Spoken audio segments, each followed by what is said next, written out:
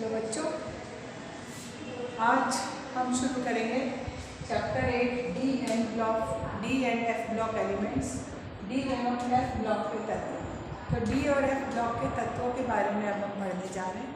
तो हम periodic table पे पहले समझेंगे कि डी और एफ ब्लॉक के एलिमेंट्स कौन कौन से हैं।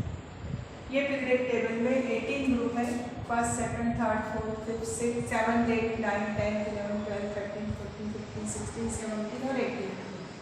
अभी 18 ग्रुप में से ये जो फर्स्ट एंड सेकंड ग्रुप है ये एस ब्लॉक में आते हैं। उसके बाद 13 से लेके 18 तक ये पी ब्लॉक में है। उसके बाद ये बीच के जो हैं मतलब 3 से लगा के 12 तक के जो ग्रुप है ये डी ब्लॉक एलिमेंट्स कहलाते हैं। इनको हम डी ब्लॉक के तत्व कहते हैं। इन्हें ट्रांजिशन एलिमेंट्स यानी कि संक्रमण तत्व भी कहा जाता है।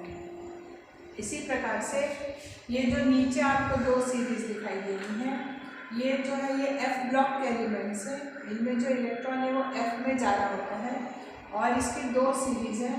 एक सीरीज है जिसमें सीरियम से लगा के ल्यूटेशियम तक के 14 एलिमेंट है और सेकंड सीरीज में ये 4f सीरीज कहलाती है।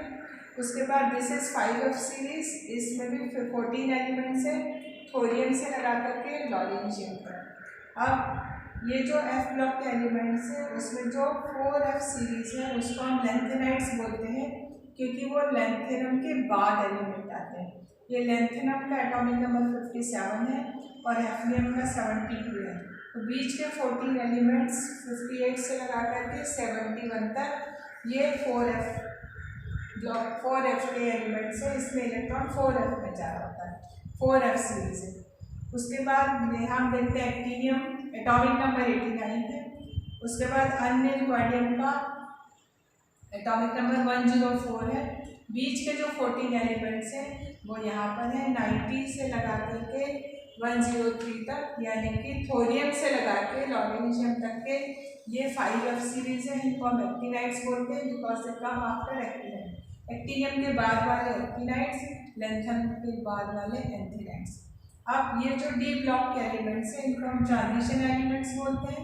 एफ ब्लॉक के एलिमेंट्स इनर ट्रांजिशन एलिमेंट्स बोलते हैं बिकॉज डी ब्लॉक के एलिमेंट्स में electron is entering in D orbital, F block के एलिमेंट्स में electron is entering in F orbital. These are known as transition elements because they show properties between S block and P block, also with the F block.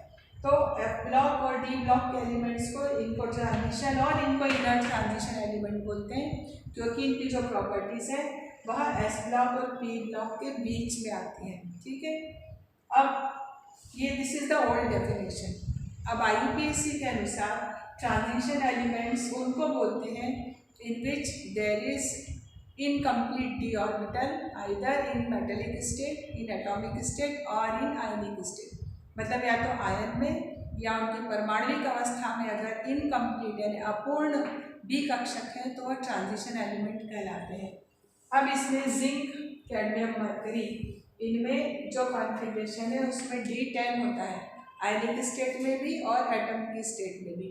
इसलिए zinc, cadmium और mercury और यहाँ पे Cn आता है 1112 वाला जो atom है, मेटल है, उसको इन चारों को ट्रांजिशन एलिमेंट में रखा नहीं जाता। They are not considered as transition elements.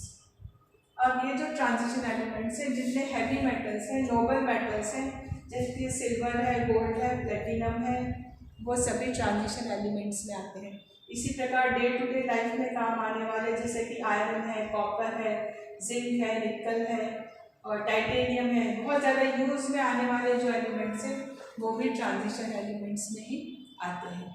तो अब हम इन ट्रांजिशन एलिमेंट्स के बारे में डिटेल में पढ़ेंगे।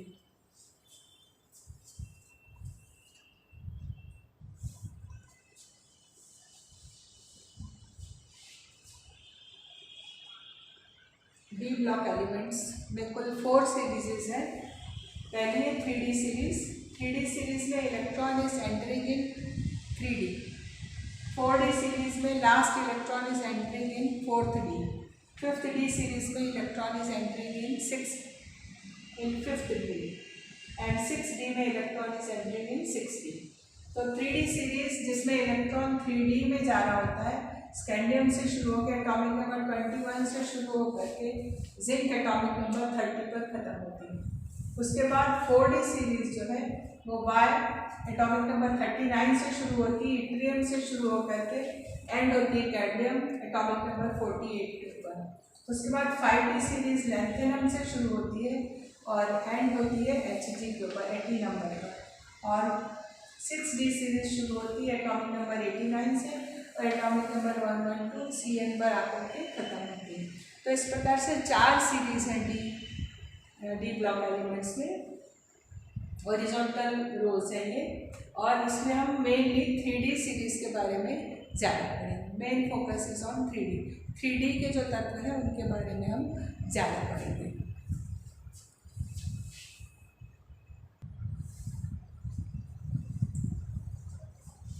डी ब्लॉक एलिमेंट्स के ट्रांजिशन एलिमेंट्स में 3D सीरीज के गुणों के बारे में पढ़ेंगे हम।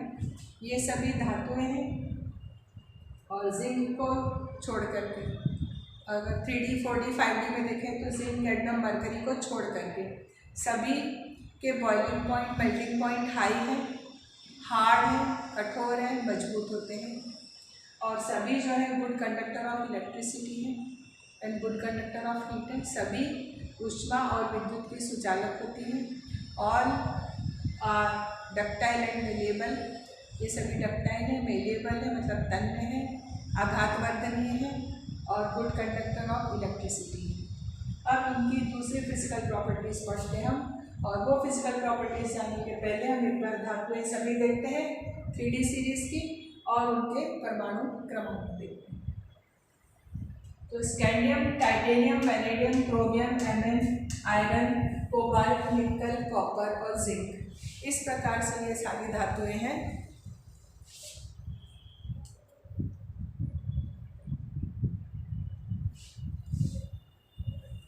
तो स्कैंडियम का एटॉमिक नंबर है 21, टाइटेनियम का 24, वैनेडियम का 23, क्रोमियम का 24, एमएन का 25, आयरन का 26, कोबाल्ट का 27, निकल का 28, कॉपर का 29 और जिंक का है 30।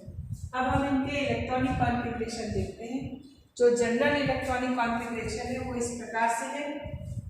सामान्य विद्युत विन्यास इस प्रकार से इनका n-1 डी में 1 से लगाकर 10 तक इलेक्ट्रॉन और ns1 to 2, मतलब जो सबसे बाहरी और सबसे बाहरी जो कक्षक है, जो एनर्जी लेवल है n, उसके s में 1 या 2 इलेक्ट्रॉन होते हैं और उससे अंदर वाले यानी n-1 डी में 1 से लगा के 10 इलेक्ट्रॉन तक रहेंगे। अब सबसे पहले हम देखते हैं स्कैंडियम। स्कैंडियम 21 है तो कैल्शियम तक का कॉन्फ़िगरेशन 20 तक का कम है। उसके बाद स्कैंडियम में 3d14s2, डी में 1 इलेक्ट्रॉन और s में 2 इलेक्ट्रॉन।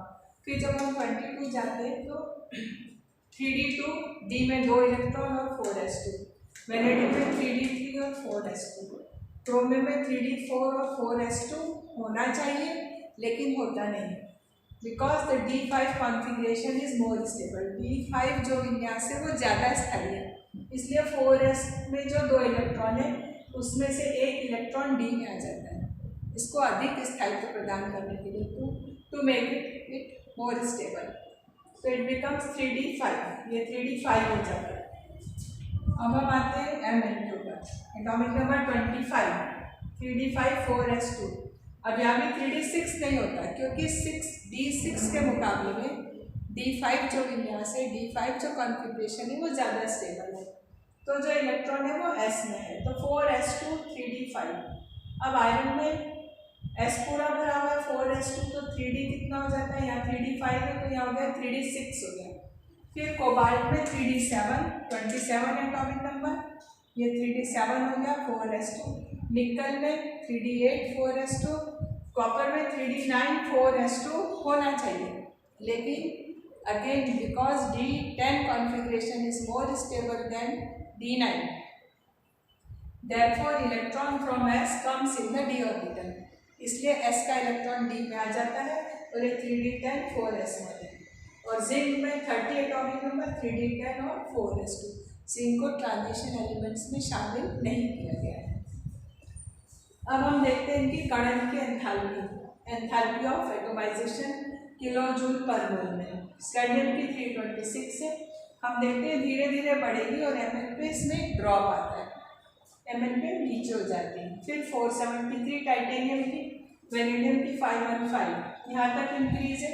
फिर क्रोमियम की फिर घटी 397 किलो जूल पर मोल, Mn में ड्रॉप 281, अनयूजुअल बिहेवियर है Mn का, यहाँ पर कमी आ जाती है एटोमाइजेशन एनर्जी ऑफ एटोमाइजेशन में, क्योंकि अनपेयर्ड इलेक्ट्रॉन काफ़ी ज़्यादा है। आयरन में फिर थोड़ा सा इंक्रीज है 416, कोबाल्ट में 425 अगेन इंक्रीज, निकल में 430, फिर कॉपर में फिर ड्रॉप 339, उसके बाद जिंक में सबसे कम 126।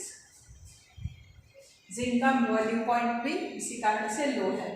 फिर हम मेटालिक रेडियस यानी इनका एटॉमिक साइज देखते हैं कि जो एटम से इनका साइज क्या है पिकोमीटर्स में। स्कैंडियम का 164, टाइटेनियम का 147, वेनेडियम का 135, क्रोमियम का 129, Mn का 137, आयरन का 126, कोबाल्ट का 125, उसके बाद निकल का 125, 128 और फिर जिंक का 137। तो इन जनरल एरिया को स्कैंडियम से लगा करके कॉपर तक की वैल्यू देखते हैं, तो इन जनरल पैटर्न जो है वो डिक्रीज है, साइज में कमी आती जा रही है क्योंकि शील्डिंग इफेक्ट इसमें कम है। ठीक है, जो इलेक्ट्रॉन नया आता जा रहा है उसका शील्डिंग इफेक्ट कम होने से साइज इस रो में घटता जा रहा है। और यहाँ पर अगर हम देखते हैं तो आयरन, कोबाल्ट, निकल और कॉपर के जो रेडियस है वो काफ़ी हद तक समान है। कोबाल्ट और निकल के तो 125 है, iron is very close, iron का 126 है और कॉपर का है 128। तो हम देखते हैं कि एटॉमिक साइज का रो में डिक्रीज है और आगे जाके लगभग समान एटॉमिक रेडियस होगी। फिर हम देखते हैं डेंसिटी। अब इस सीरीज में एटॉमिक रेडियस घट रहा है, ठीक है। अब डेंसिटी हम देखते हैं, एटॉमिक रेडियस घटने के कारण डेंसिटी बढ़ती जाती है ग्राम सेंटीमीटर क्यूब इनवर्स में। इसकी स्कैंडियम की 3.43, टाइटेनियम की 4.1, फिर वेनेडियम की 6.07, क्रोमियम की 7.19, Mn मैंगनीज के 7.21, आयरन की 7.8, कोबाल्ट की 8.7, निकल के 8.9 और कॉपर की 8.9। तो हम देख रहे हैं कि यहाँ पर डेंसिटी बढ़ती जा रही है। उसके बाद जिंक में फिर थोड़ा सा ड्रॉप है 7.1। उसके बाद हम देखते हैं आयनन ऊर्जा, आयनाइजेशन एंथैल्पी। क्या होती है ionization enthalpy? It is the energy required to remove electron. ठीक है, तो एक इलेक्ट्रॉन हटाना है तो फर्स्ट आयनाइजेशन एनर्जी 631, 656, 650, फिर क्रोमियम की 653, Mn की 717, आयरन की 762, कोबाल्ट की 758, निकल की 736, कॉपर की 745 और फिर जिंक की 906। तो हम देख रहे हैं जनरल इंक्रीज है बिकॉज साइज इज डिक्रीजिंग, बढ़ रही है क्योंकि साइज के साथ कम होता जा रहा है। फिर सेकंड आयनाइजेशन एनर्जी हम देखते हैं तो it is much higher than the first, पहले से बहुत ज़्यादा है। जैसे स्कैंडियम की 1235, टाइटेनियम की 1309, वेनेडियम की 1414, क्रोमियम की 1592, उसके बाद Mn की 1509, देन आयरन की 1561, कोबाल्ट की 1644, फिर निकल में 1752, कॉपर में 1958 और जिंक में 1731। अगेन साइज चूंकि छोटा है इसलिए ये वैल्यू भी धीरे धीरे बढ़ रही है, लेकिन फर्स्ट से सेकंड ज़्यादा और सेकंड से थर्ड उससे भी ज़्यादा होती है। फिर हम देखते हैं इलेक्ट्रॉन पोटेंशियल, रिडक्शन पोटेंशियल है।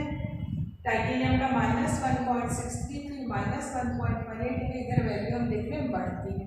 फिर -0.90, इसका वेनेडियम और Mn का सेम है -1.18, आयरन का -0.44, कोबाल्ट का -0.28, निकल का -0.25 वोल्ट्स, कॉपर का +0.34। ये प्लस वैल्यू बता रही है कि कॉपर जो है वो एसिड्स के साथ हाइड्रोजन को लिबरेट नहीं करता है। तो माइनस वैल्यू ये शो करती है कि all this can liberate hydrogen from its acid, hydrogen acid से लिबरेट कर सकते हैं।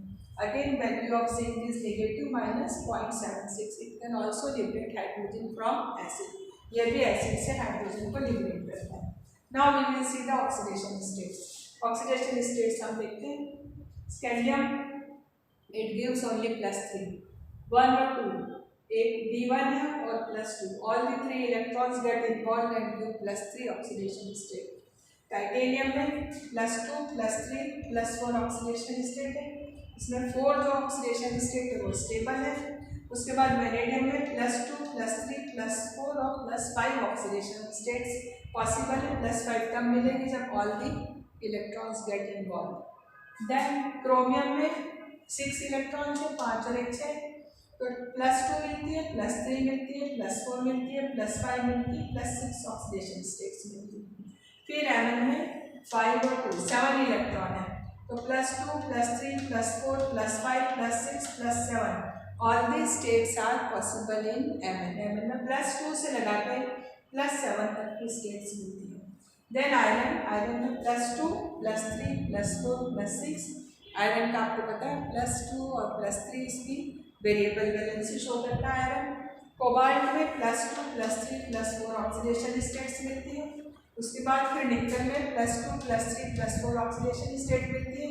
कॉपर में +1 और +2, और जिंक में केवल sp2 इलेक्ट्रॉन पार्टिसिपेट करते हैं और केवल +2 ऑक्सीडेशन स्टेट्स मिलती है।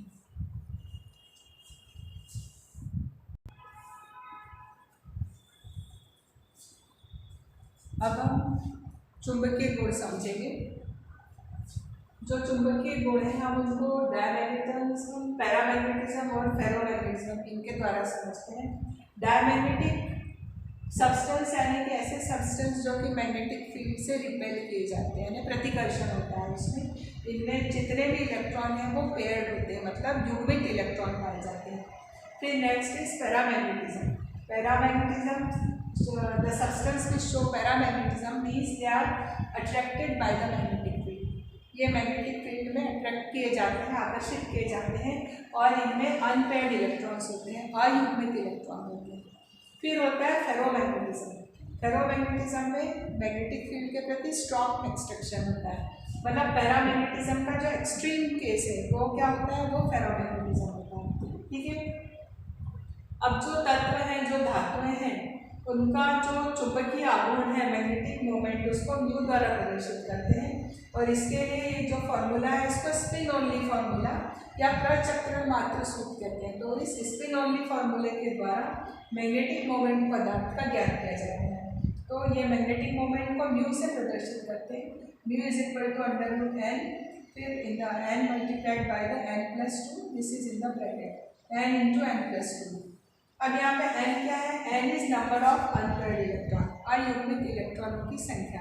तो जिस तत्व में जितने अधिक इलेक्ट्रॉन, अयुग्मित इलेक्ट्रॉन होंगे, अनपेयर्ड इलेक्ट्रॉन होंगे, उसका मैग्नेटिक मोमेंट यानी कि चुंबकीय आघूर्ण उतना ही अधिक होगा।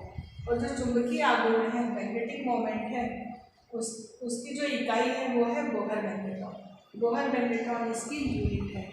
तो चूँकि d ऑर्बिटल्स के 3d सीरीज के जो तत्व हैं, जो धातुएं हैं, उनमें नंबर ऑफ अनपेयर्ड इलेक्ट्रॉन बढ़ने के संग संग उनका चुंबकत्व, चुंबकीय आघूर्ण जो है वो बढ़ता जाता है। तो Mn में सबसे अधिक इलेक्ट्रॉन्स अनपेयर्ड हैं, तो इसलिए Mn में चुंबकीय आघूर्ण इसमें सबसे ज़्यादा पाया जाता है।